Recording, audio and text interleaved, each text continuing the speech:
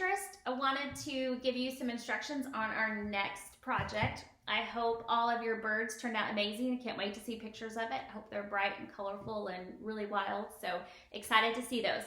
Our next and final project for this year is going to be a batik fabric canvas art. And so you may have seen this one hanging up at Mud Creek.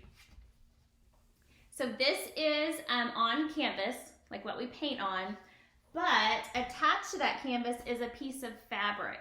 And so we're actually going to create our artwork on that fabric, and then the last step is to attach that to your canvas so that you can hang it up on the wall. Okay?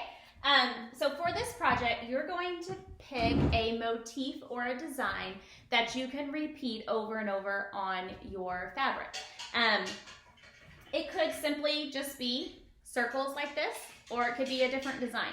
It could be something that you find inspiration from somewhere else, from another artist, or it could be just a design that you like to do, or maybe you pick a design that's in your house or in your room that you would like to repeat to put on your artwork so that it will match your decor of your room or your house. Pick something simple though, okay? We're gonna be drawing with glue eventually with this, and so you want to make sure that your designs are simple. You don't want really complex designs or it's not going to turn out successful. So for this one, you want very simplistic designs. So the first time I did this, I did concentric circles, which concentric just means that they're going one inside the other. Whatever design that you pick, you want to have some layers to it. So just like the circles, there are some layers within the outside circle. So whatever motif or design you choose, make sure that you can repeat it inside of itself so that you have some different layers. Okay, so my inspiration that I'm doing for this time is from the artist Henry Rousseau. I'll show you a picture of one of his artwork. So he did lots of jungle scenes. Ferns and jungle leaves are also really popular right now in home decor and fashion. And so I just thought that'd be kind of a fun motif to do. So you're gonna get a piece of paper that's the size that I'm gonna put in your package. On this paper, this is where you're gonna draw your final design. So you may wanna just practice on some regular like computer paper or notebook paper until you kind of get an idea of what you want your design to be. Once you've decided, then you're going to draw it large on this paper. Okay, remember you want to be simplistic with your designs and you want to draw it really large so that you have space between your lines. Okay, so just like I had on my circles here, I made sure that I had about a finger width space between my lines. And honestly, on some areas it might be best if you, especially because your fingers are a little bit smaller than mine, you might kind of make it a rule of thumb to have 2 finger widths between every line. The reason for this is because remember, we're going to be drawing with glue. And if you know anything about glue, it spreads. So it starts out as this really nice, neat line, and then as it sits for a minute, it goes blah. Okay, so your nice thin lines become wide lines, okay? So as you're drawing this, you want to make sure that you leave room for those to spread and still see your design. You don't want your whole thing to end up being just one big blob of glue, okay? So I went ahead and drew my design out in pencil first. You see the pencil mark, okay? For this to be able to be traced easily, after you draw it in pencil, you want to outline on top, trace over all your pencil lines with a black Sharpie, a black pen, or some kind of black marker. That way, you can see your lines. Because what you're going to do is you're going to take this piece of fabric that's in your packet, looks like this, and you're going to lay it on top of your paper. And where you've got your lines traced in Sharpie, you should be able to see right through. You can't see your pencil lines super great, but you can see, it's kind of hard to hold up like this. You can see the Sharpie lines through it, okay? You're going to want to make sure you work on top of like a plastic tablecloth like this. I'm going to try to put those in your packet as well.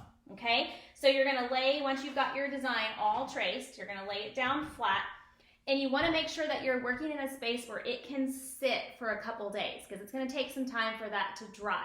Before you can move it, your glue has to be completely dry. So make sure that you've checked with mom and find a place that is safe to leave it for a couple days. So you may not want to do it on the kitchen table because you were going to eat dinner there tonight. So make sure that you work in a place that's separate. And it could even just be a spot like in the corner of a floor, something like that. Just make sure it's in a safe place where it won't get disturbed. Okay, so I'm going to lay my cloth on top, making sure that I have it centered on my paper. Your paper will be a little bit smaller than your fabric, but you can continue your designs past your drawing if you feel comfortable with that. Okay, so like on my fabric, okay, my paper would have been probably like this size, okay, but it gave me a pretty good idea of where to get started. And then you can always continue tracing past your paper if your design goes all the way up to the edge. Okay, so once I've traced, now I'm ready to go over all my lines with this clear glue. That'll be in your packet as well, okay? So you might test this a little bit on a scrap piece of paper just to kind of get a feel for how that glue moves. But you're going to very carefully trace over your lines with clear glue. It just takes a little bit of practice to squeeze and make sure you get a nice line. Make sure that you do have a line though. Sometimes if you're not squeezing hard enough, you'll get little bubbles. And you want to make sure that you have a complete line. So if you have any bubbles, just go back over it and make sure that you have a nice line. So it's kind of practice between squeezing and then moving the glue bottle. If you move it too fast, you'll get those little bubbles with space in between it. If you move it too slow, you'll end up with really thick globs of glue. So I definitely suggest practicing that a little bit, just like on a napkin or a paper towel, okay? There's a few spots I'm going to go back and touch up because I had a few spots that didn't cover good. Just touching those up, making sure that I have a nice line. Okay. Now on my design, I have the outline of the leaf, but then I also have some designs in the middle of the leaf. Remember I said you wanted to have some layers to it. So whatever shape motif you have, make sure you've got something interesting going on in the center of it, whether it's a repetition or repeating, like my concentric circles, or my fern leaves that have some little like designs and almost like seed pods kind of in the middle. So I'm going to make sure that I trace those as well. As you're working, make sure you keep your elbows up, because if you have your elbows down, you're going to end up messing up all of that hard work that you glued. If you have a huge mess up and it's just unfixable, you can take your fabric and with warm water in a sink, wash it. Rinse out all the glue. Then you'll have to like let your fabric lay out to dry. Don't put it in the dryer because it will shrivel up and the edges will get really frayed. But you can hand wash it in a sink of warm water. Let it dry flat. You may have to give it a little iron to get it really nice and flat. And then you can start again. Otherwise, know that batik is not a perfect art. One of the beauties of it is that it does have some natural little flaws. It's not machine made, and so it's handmade, and so it has some little imperfections, and that's what makes it beautiful. So if you have some little blobs, that's okay. That's what batik has. You can see even in mine that I made, there's some little spots where I got glue I didn't want it to go. There were some spots where it's thicker. Get a little closer.